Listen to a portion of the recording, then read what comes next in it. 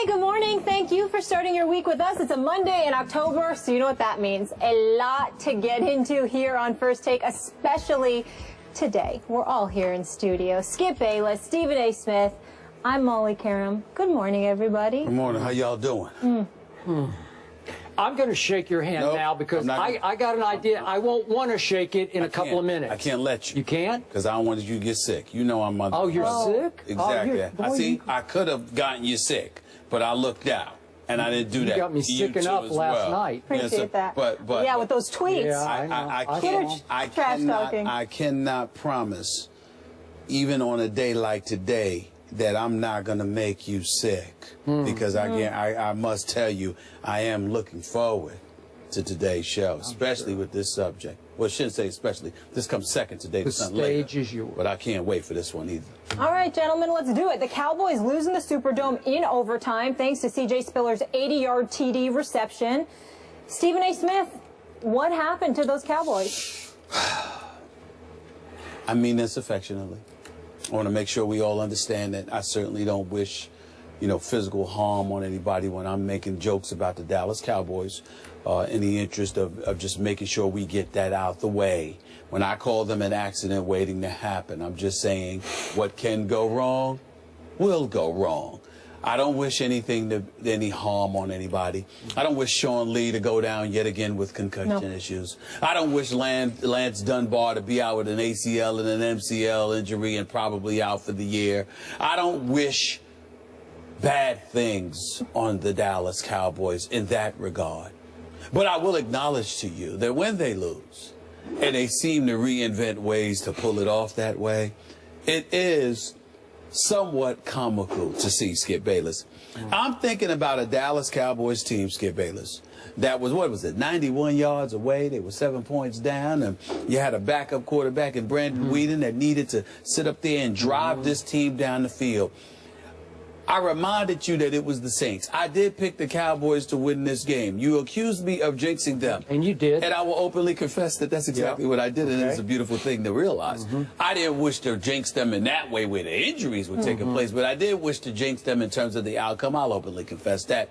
But never in my wildest dreams, Skip Bayless, did I think that it would go down the way that it went down. For Brandon Weeden to drive them 91 yards.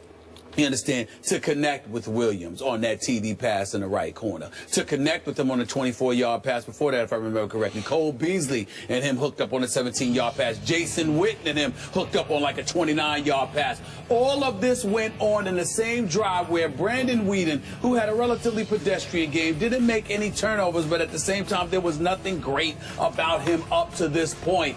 The dude showed up when it counted most, Skip Bayless. And somehow, some way, he didn't look like a reserve. He looked like somebody, Molly, Skip, that was capable of leading these Dallas Cowboys, that was capable of filling those shoes of that dude on the sideline with the sling in his arm, with the microphone in his right hand, shouting instructions, because he's usually the starting quarterback. His name is Tony Romo, by the way. You know, when I saw these things transpire, and I saw the Dallas Cowboys tie it up, I started laughing because I said to myself, you know something? There's plenty of time for Drew Brees to drive this team down the field. What a cruel, cruel ending it would be. But you know what? I'm going to make to you is this. Wow. At that particular moment in time, Skip Bayless, all of a sudden, I heard the announcer screaming, there he goes! C.J. Spiller's gone, blah, blah, blah. And all of a sudden, on the second play, just 13 seconds in the overtime, Drew Brees delivered the goods. And I just want to end by saying this. Seems like every time you have somebody coming back, you have somebody else going down. It seems like, Sean Lee, Skip, what injury has this dude had? Has this dude not had? Hamstring, toe, neck, knee. The list goes on. Some dudes, regardless of how talented they are, just ain't meant to play this game. And I don't mean it talent-wise, because I know Sean Lee can play. I'm talking about durability. You can be somewhat brittle, particularly in the NFL game. I guess what I'm trying to say is, I feel bad for you, bro, because New England is next. Is it New England next? A whole lot of people are next and next and after that next. The floor is yours, Skip Bayless, but I just want to say my condolences. I truly mean it. You do not truly mean it, but that's okay. My condolences. Yeah. Why do you have to get them all fired up? Skip. By the way, before I start, at least I didn't pick Indianapolis to be in the Super Bowl. I know. That's true. That's true. That's true. You got me there. But that's just here. Yeah. My heart's not with Indy. Right. Your heart's with Dallas. So you're suffering from a broken heart. Shots fired. Let's stay focused. There's one silver lining to what has happened. Okay. And that is your shtick is getting so old for me that now you're going to have to put it back in your little bag of tricks over there, and you're going to have to leave it there for a long time, because I got to tell you, I'm concerned my Dallas Cowboys are about to become, dare I say, irrelevant, because they are in for a rough stretch. I told you they had 2 winnable games, Atlanta at home and at New Orleans. They were up 28-17 at halftime and obviously fell apart in the second half versus Atlanta. And last night they went to overtime, and as soon as Jason Witten called tails, you got to always call heads. It's always heads. I can't prove that mathematically, but it just always seems to be heads on the overtime flip. He calls tails, it's heads. I said, I'm cooked, because they weren't going to stop Drew Brees at that point. I'm sorry. Okay. I just have a quick question. Are you trying to say that because he called tails instead of heads, that has... Well, however you do it. Once you lose the coin flip to Drew Brees at home with a gas defense, you're basically done, okay? And they just might be done for good. We'll talk about that just a little bit. Because I never heard that from you before. That's so here's my issue with your take, which is always the very same over and over and over again to make me sick. I'm physically sick over hearing you say accident waiting to happen. I know. An accident waiting to happen is when your big stars make crucial mistakes at crucial moments. Last night, my Dallas Cowboys, with no big stars left, had 0 turnovers at New Orleans. I thought that was pretty good, which leads to my bottom line off last night. I cannot tell you how proud I was of my Dallas Cowboys last night against increasingly decimated, not meant to be odds at New Orleans. To get that game to overtime was sensational to me. And I want to applaud and thank Brandon Weeden for playing your tail off last night. He gave you next to no credit. You had a QBR of 81 and led a 91-yard drive to tie it at the end. That is big time. Okay, I know, but you said he was hitting up until that point. Yeah, but an 81 on a scale of 100, that's pretty high QBR, because he deserved it. Okay, now back to my big picture bottom line. Look, the injury gods are just screaming at me, sorry, this year is not for you. It's not meant to be. Well, that's not an accident waiting to happen. That's just bad luck. And I know you said, oh, I don't wish injury upon anybody. But this has gotten almost laughable how bad the injuries are. Because, Sean Lee, you're right. He's brittle. We know that. But to lose yet another current best player on my defense in the first half last night, after he played at an extremely high level, that's pretty hard to overcome against Drew Brees. And I know Drew Brees didn't have quite his arm last night, but it looked pretty good to me, I got to tell you. And then, do you understand what Lance Dunbar means to this football team? He is the most electric playmaker on the football team. He already had a 45-yard run on the second play of the game.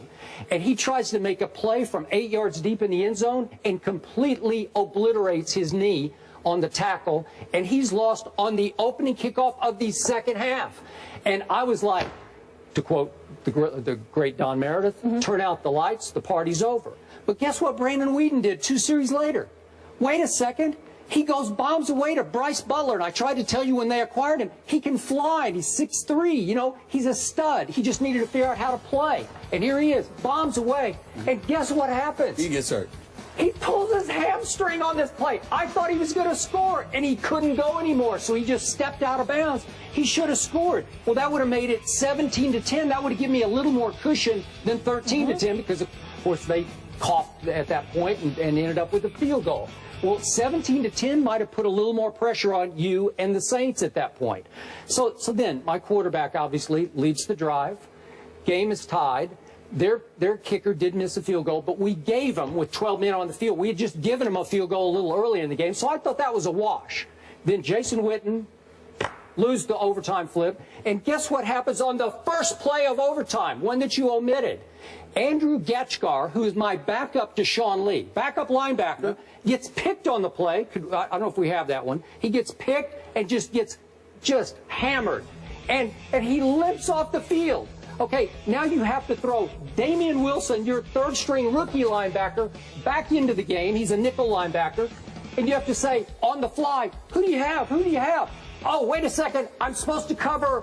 Oh, yes, C.J. Spiller. And he's gone by, and before he even figured out what his assignment on the play was, and it's a home run, and the game is over. Well, what do you think is going to happen? Like, what can I do about that? My third-string rookie linebacker is trying to cover C.J. Spiller.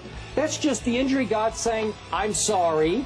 This one's not for you, Mr. Bayless. You're out this year. You're done. You know, well, I can't fight that.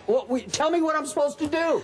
I can't. It's just one thing. Those aren't accidents waiting to happen. That's just saying this is not your year. This team, listen, if this team had stayed whole as it did most of last year, it would run away with this division. Trust me, it would win it by 2 games. I agree. Okay, now it's not only is it up for grabs, but my Cowboys are in danger of plummeting now into the cellar of the NFC East, and I know we're about to talk about that.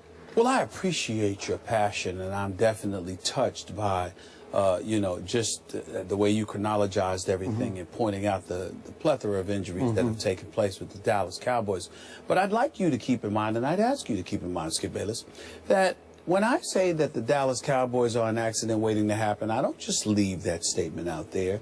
I go about the business of articulating my positions in a very vivid manner so we can understand exactly where I'm coming from. I have repeatedly told you since the day I started on this show that when you look at the Dallas Cowboys, whatever can go wrong will go wrong. That is what I have said. I have gone on the record and said miraculous plays that work against them, injuries at inopportune times, bad plays at inopportune moments, etc., etc. I have repeatedly stated over and over and over again that something will go wrong with this organization because when your foundation is what they have been about, then it's going to cost you. Yes, you paid, you listen to Tony Romo finally, and you got him an offensive line. But you know what? What about karma, Skip Bayless? What about sitting there and not, don't get me wrong, I understand that DeMarco Murray looks bad in Philadelphia, but he didn't look bad in Dallas. Well, you know what? Dunbar going down, I understand that. Whatever struggles Randall may have had, even though I think he's been okay. Would you imagine? You didn't have that problem last year when DeMarco Murray was back there running the football. But see, what happens is he broke his hand, by the way. What happened? Break his hand. But he still played. He still came back and played. And what I'm saying to you is that when you don't take care of the people you're supposed to take care of, when you don't do the things that you're supposed to do, bad things end up happening sometimes. It's applicable to everything else in life. Why would it not be applicable when it comes to the National Football League? When you look at the Dallas Cowboys, yes, you've got Sean Lee, who's relatively brittle but very, very gifted. We understand that, okay? But to get down with the concussion issues, okay? You look at a Rolando McClain, he's coming back. A Greg Hardy, he's supposed to come back, but we know why they're gone. Along with Randy Gregory, his foot, we know why he's gone. Orlando Scandrick, that's unfortunate because he's a good guy as well as a really good corner. He's no prime time, but he's good, okay? But he's down.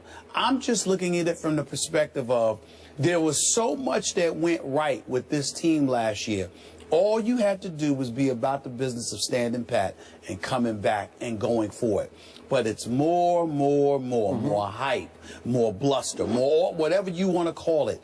And it interferes somehow, some way with what's going to transpire for the Dallas Cowboys. I could not have predicted anything specific was going to go down, but I have repeatedly told you when it's time for something to go wrong, it will, because the fabric of this organization that you love just ain't intact, and it continues to show. I'm going to say this again. I will give you interceptions, turnovers of any kind, block punts. You don't have to give me anything. I will give you playing down to an opponent that you should crush and losing a game you shouldn't lose, that's an accident waiting to happen. These happen to 2 or 3 teams every year. They just get decimated. I'm not sure. How about your Giants last year? Were they not just decimated? The Cowboys don't have any of their big 3 this year from last season. Wait a minute. The New York Giants last year, they've always had injuries on their offensive line. They've always had injuries somewhere, but Victor Cruz went down last year. What I'm saying to you is that the Dallas Cowboys, you can sit there and give me whatever or not give me whatever you want. Unfortunately, Skip Bayless, much to your dismay, you don't get to make that call because I am going to continue. I get to correct your call. No, that's what I get. Well, you can do whatever you want to do. I'm going to say what I'm going to say. And you can say what that's you what want I'm trying to say. That's You're fine. going to get nauseated with correcting me about the accident because I kept telling you. And by the way, they're going to come back. Des Bryant's going to come back. Tony Romo's You sure about that? I believe this. I'm just telling you what I believe. I think Tony Romo's going to come back. I think Des Bryant's going to come back. I think Greg Hardy and Randy Gregory and Rolando McClain definitely back. I think they're going to be, I'm talking about not just return, but I think they're going to last. And right when you expect it, when you don't expect it, something's going to go wrong again because that's what happens with the Cowboys. This is what happens. Last quick thought. Sure. If you put DeMarco Murray on a lie detector right now, he'd want would to be say, back in Dallas. I should have taken a little less money to stay home. A little less. Yeah. A little less. And I don't know what a little less was. But not as little as Jerry Jones wanted to give him. I get that. See what I'm saying? Yeah. Yes. Maybe so. So New England at Dallas, that's 4:25 on Sunday. The Cowboys now have lost 5 of 6 against the NFC South. So the Cowboys, Giants, and Redskins, as we mentioned,